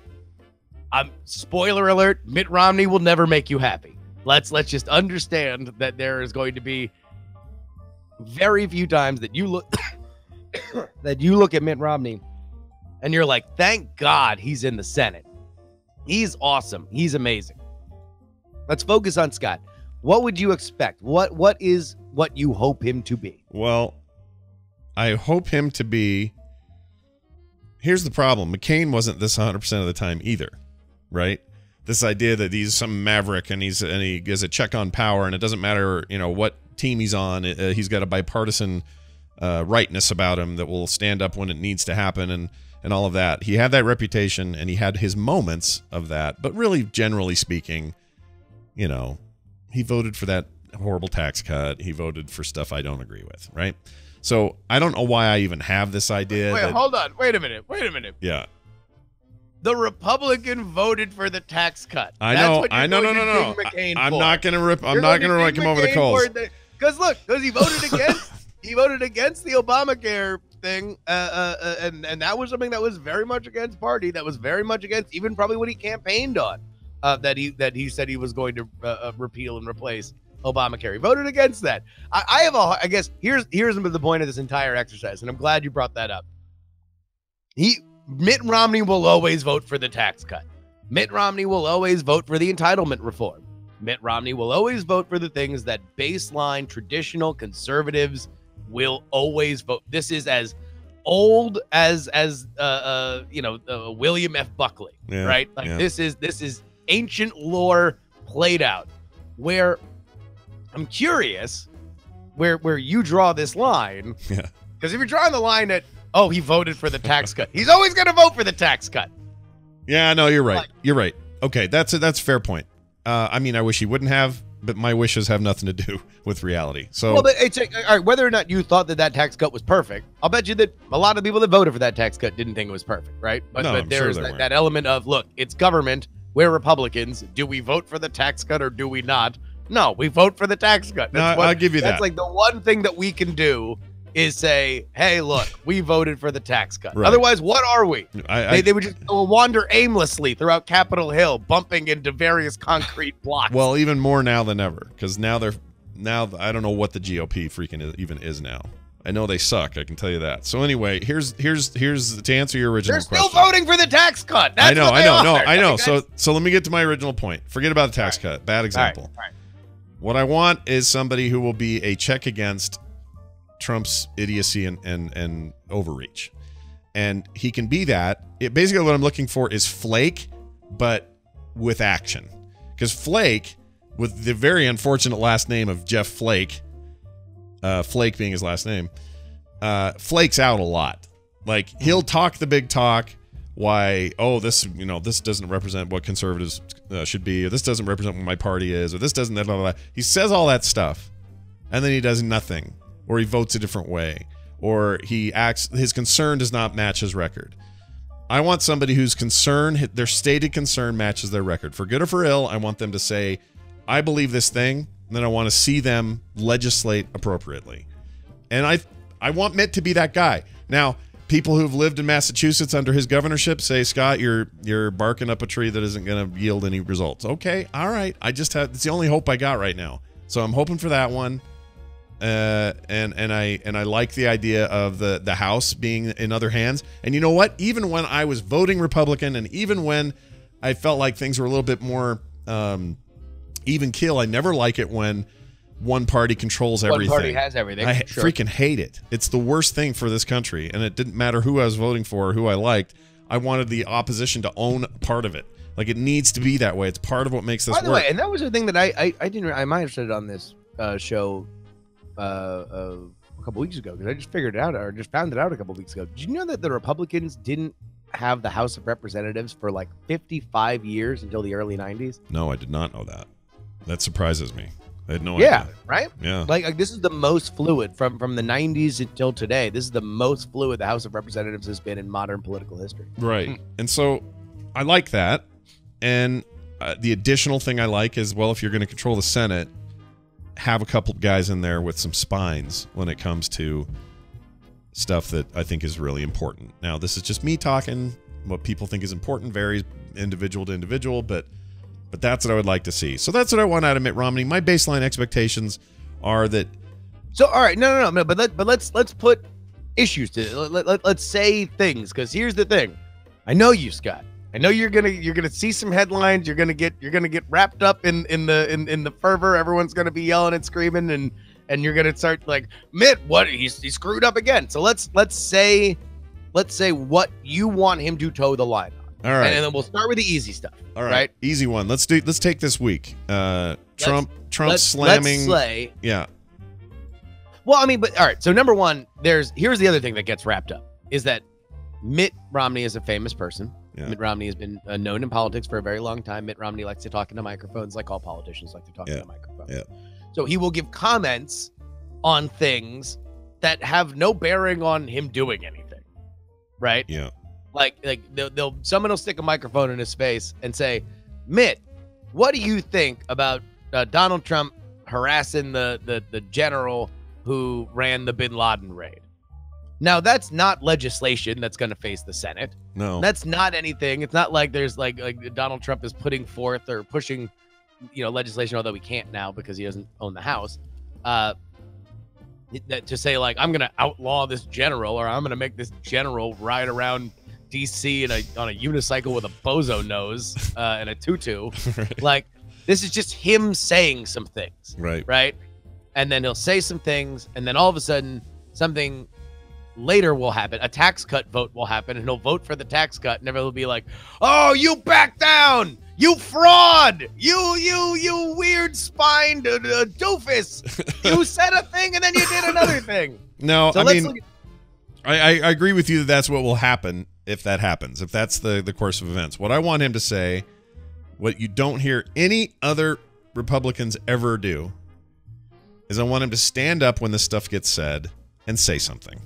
So when the president makes some baseless accusation, say something and counter it and say the president's wrong or the president lied. Like, do that. Do we really care about that, though? That's what I'm saying. I hope he does. I don't know.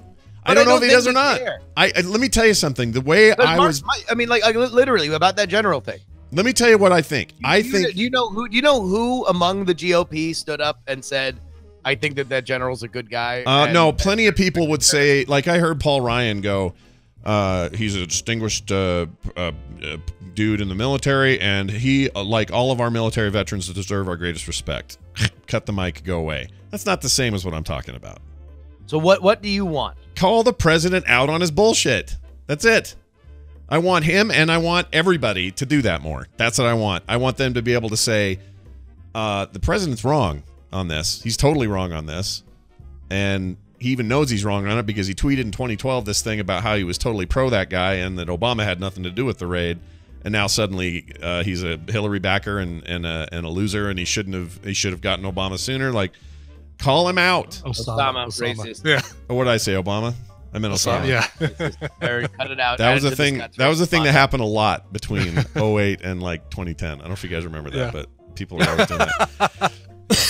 But I understand this is wishful thinking. I understand it's a little naive. I know what I'm getting into when I have these it's also. wishes. I mean, like what you're asking for is self-destructive from the point of view of government, right? It you are is. asking for government to be like when people are diplomatic or dare I say it, political about their answers as politicians. It's because there are other things like tax cut votes that Republicans want to work with the president on. They just don't want to be hitched to that wagon when it comes to insulting generals because they were mean to him. Right. So it's like that doesn't necessarily bother me as much, but I don't expect much of politicians. Like, yeah. I guess that's the thing. I guess that's where I'm okay. And I also have this other thing, and this is part of the problem, but I know under which principles that he was raised under, that he would have spent time in Sunday school talking about.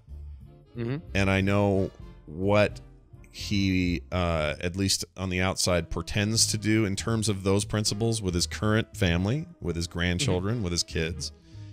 And because I know those things, and that I and if I don't see him behave in accordance to those, it's harder on me because I feel like it's just a little extra hypocrisy. Do you know what I'm trying to say? So you think that it is a religious tenet that he should adhere to? A little bit. I guess what I'm saying is to be more forceful with the president. And so it's not enough for him to say, I disagree with the president. I think that this general's a great guy. He needs to, by way of religious tenet, say the president's a liar and a fraud, like he did. I mean, Romney has said that before. He has said that he is a liar and a fraud and a hypocrite when it comes to this. I just know that I'm not even saying it's not theology, it's not dogma. It's just there are principles about a way of living your life, a way of conducting yourself that I know he says is all part of his life. So if it is, let's see it. Like I hear that all the time from Christian conservatives and others who don't do that. They have their Sunday face, but then they have this other face for the rest of the week, and I can't stand it. And it's no different to me. It's a stark example, but a Catholic priest shouldn't molest children. Now I understand that's broader and bigger and harsher and more of a clean-cut, obvious thing. Agreed. Right, no one disagrees with me. A little broader and harsher, sure. But my point is, if you're going to be in there, and if you're going to be claiming to be there, and if you're going to be a part of that, whatever your tenets are, I guess. But here's my. If not, general, don't. Like if Romney wants to tomorrow renounce those principles and those tenets, go for it, and then go be whatever kind of jackass you want. And this is where my disconnect with what you're saying is and this is maybe because I'm not aware, I have not lived with these morals and tenets, right? You have them though. You have them. But if I have them, then I can understand when somebody says, I don't agree with this, we're moving on. Yeah. That this is not. I don't want to get stuck in this gravity well. I don't want to get stuck in a thing where now I'm personally fighting with the president, and now that's the top story is the fact that we're fighting.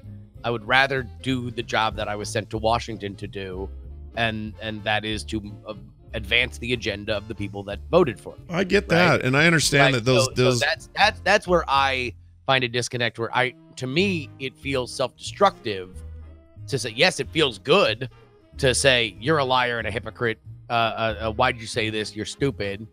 But I can understand why somebody who is trying to get things done would make a more plain statement of support for the other side and then try to move on as fast as possible. I totally get why they do it. I just wish they wouldn't. I know it's the nature of politics. I know I'm talking about the very mask of it all here, and it's not. It's, again, I know I'm being naive, but what I would like is for somebody to stand for some principles, have some principles, and then stand for them. I would really like that. So let's break it down to the micro, though.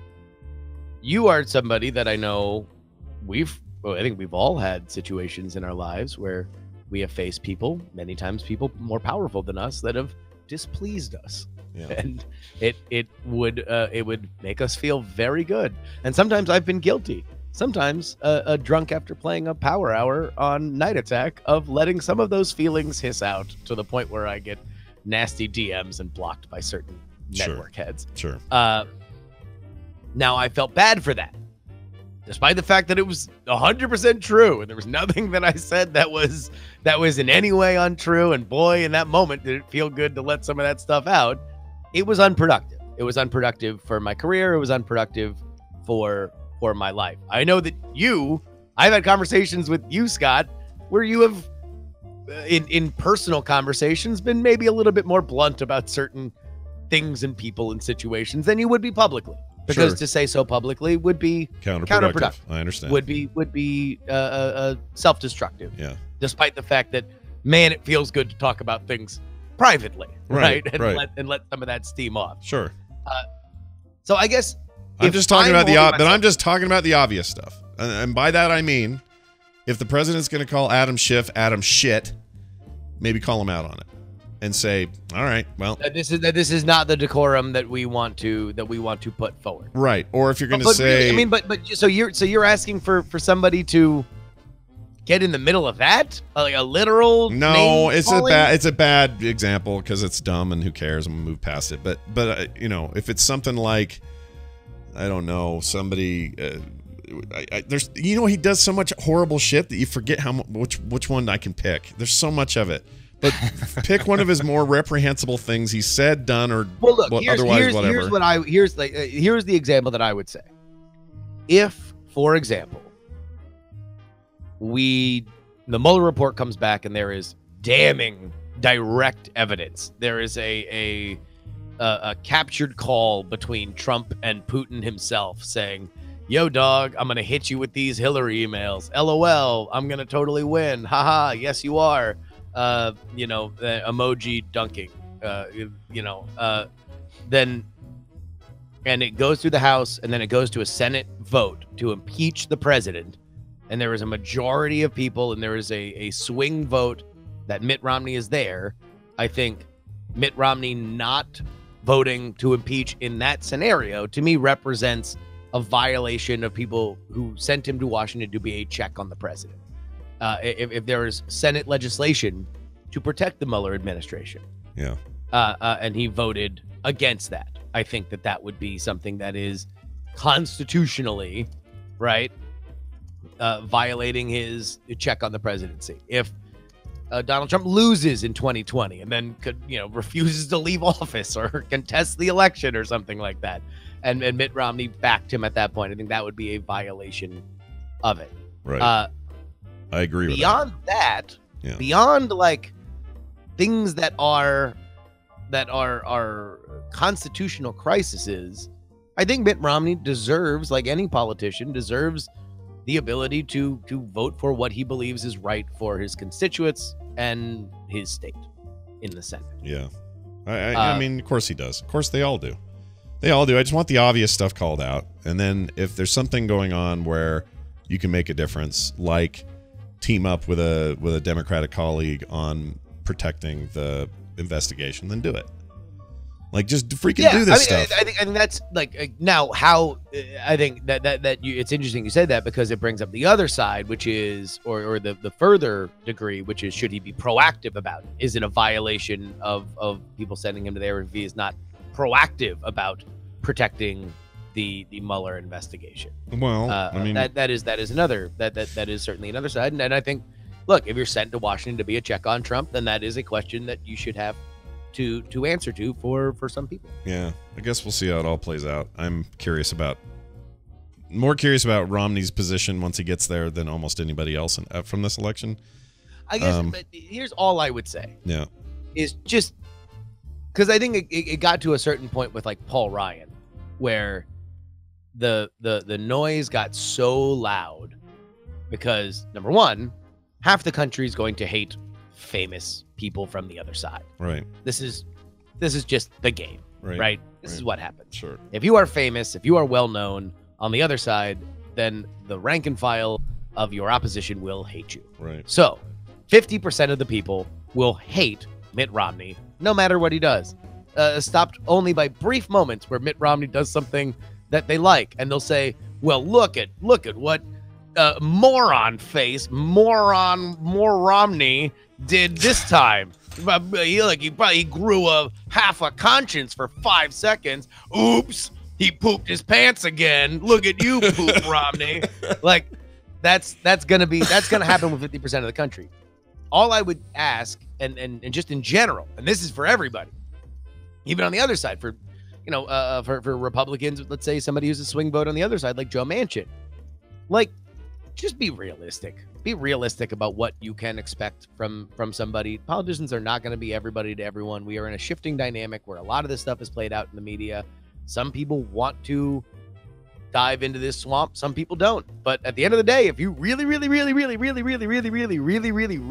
somebody who's going to dive into the swamp, someone who's going to answer every little tweet, who's going to answer every little issue, well, congratulations. You're probably going to have the opportunity to vote in the primaries for Michael Avenatti. Yeah, looking forward to that guy doing more. Not really. I mean, because that's what you're asking for. No, I don't want him. I'm not asking for it. You're asking for Mitt Romney to be more like Michael Avenatti. No, I'm not. I don't want that. I think Avenatti's got... There's something going on with that guy. I don't trust him. Something going on there. Can't figure it out. Not sure what it is. Don't trust him. He's a very blunt... If he's a tool, he's a very blunt one. All right. Justin, this has been enlightening as always. Hey, what's the plan this week? You got anything to promote, push, pimp? What do you got going on? Oh, hell yeah. So, Black Friday. It's coming up, folks. It is. It's going to be big. We got some new merch, man. New politics merch. New jury merch. New Night Attack merch. What? First time I think we've done anything kind of semi-official aside from tour merch.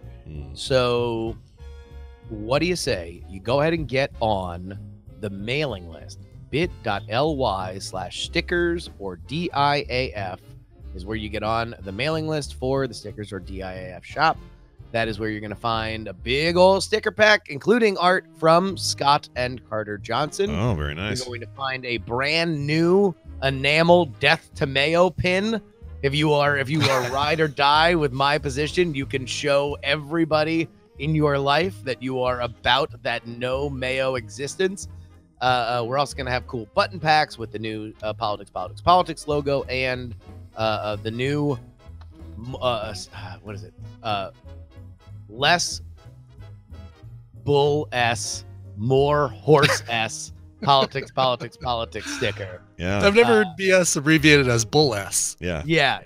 More, less BS, more, because you can't say HS, and they're like, what, Hearthstone? Okay, good point. Yeah, you can't say you have to say Hearthstone. bull S and horse S. Yeah. Without saying the words themselves. So Yeah. all of that will be available, and also we got some really cool stuff coming out from the Contender as well. But just keep an eye on @JustinRYoung, and I'll have all the deets. That sounds good. I saw Carter was doing something with the BS sticker thing. Like, don't know what it was. She was working on some, maybe it's secret, but She's sometimes anyway.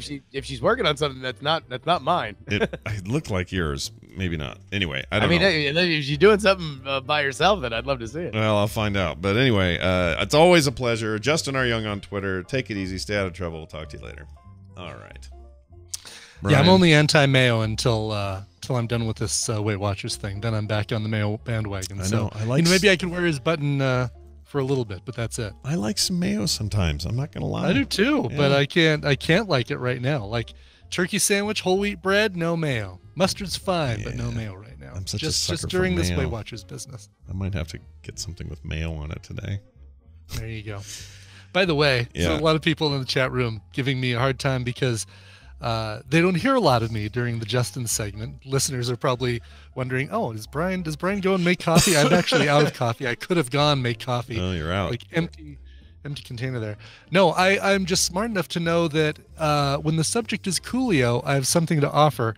When the subject is Mitt Romney and Michael Avenatti, I know less about it than the two people who are doing all the talking, so why interrupt? And I envy Brian because I would rather not know any of this, honestly, sometimes. Not knowing is half the battle for me. Yeah, this is all true. They're still talking about mayo and Miracle Whip in the chat. Yeah. It really is it's a hot topic, you know? You just can't get away from the mayo fight. It's always going to be there for you. All right, we're about done today, except for a mashup. We got some stuff from Jamie that's been piling up, and I want to make sure we start getting to it. Yeah. For example, let's see. We're going to go back a little bit to Brian's severed head.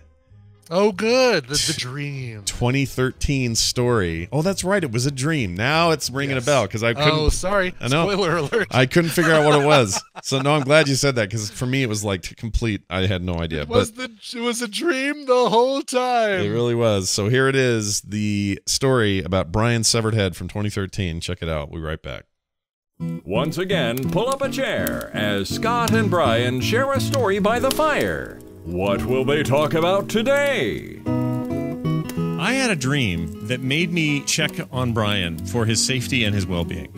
And in the dream, we were at some big movie premiere in this crazy-looking movie theater, and for some reason it had an intermission. And it was me, it was this weird old man, couldn't tell you who he is or what he is now. It's too far gone now, I don't remember. But you were in it, and you were very distinctly in it. I remember that like nothing else. You and I were at this premiere, and the dream started when the thing came up and said intermission. And we all walked out to go to the lobby and to go to the bathroom. Everything seems fine. You say to me, oh, there they are. Let's go in there. I say, okay, and I'm right behind you. You haven't heard this story yet. No. So we're trotting up to the bathroom. It's just a couple of doors. Old man goes through that we're with, whoever that is. You go through, and then a guy in all black ninja costume, couldn't see any facial or anything, just all black, busts in front of me, jerks in there in front of me, and then shuts the door, pushes it shut. And I went, ugh, what is this about? And I got up to the door to go push it, and I pushed it a little bit, and I see the black hand on the other side, the clothed hand, slam it as hard as he could back at me. Just slammed it. Okay. And then put something up so nobody could get in. All right. And then somehow, in dream sense, it made sense for me to just sit outside and wait again, right? Thanks yeah, a lot. No problem. I'll just wait. Turn on a fan when you're done. Exactly. So I'm out there in the hallway waiting for what's going on, and we hear screaming and yelling in there. Oh, jeez. Okay. It's real bad. It's one of those dreams where you really feel like, ugh, something terrible. This is just awful. And it was one of those dreams that felt so real to me that when I woke up, it took me a while, maybe a couple hours, to just kind of get over the feeling of it. Weird. Yeah, I didn't like this at all. It was awful. Here's how it went down for you. Door finally opens. Now suddenly there are like police, FBI, paramedic people everywhere. And they wheel out the old man in pieces. He's laying on a table where his arms are segmented, his legs are segmented, and his torso is just laying there, and he's got this blank stare on his face, but he's still alive somehow or something.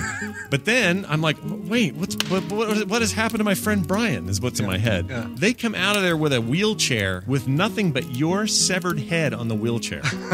And you turn around and you're getting wheeled out, and you're just kind of blank faced, like almost like you're dead, just a head. And they wheel you past me, and I'm like in shock going, but that's Brian, you know. Oh my God. And they go down to the end of the hall. Suddenly they stop, they move out of the way. You turn your head around.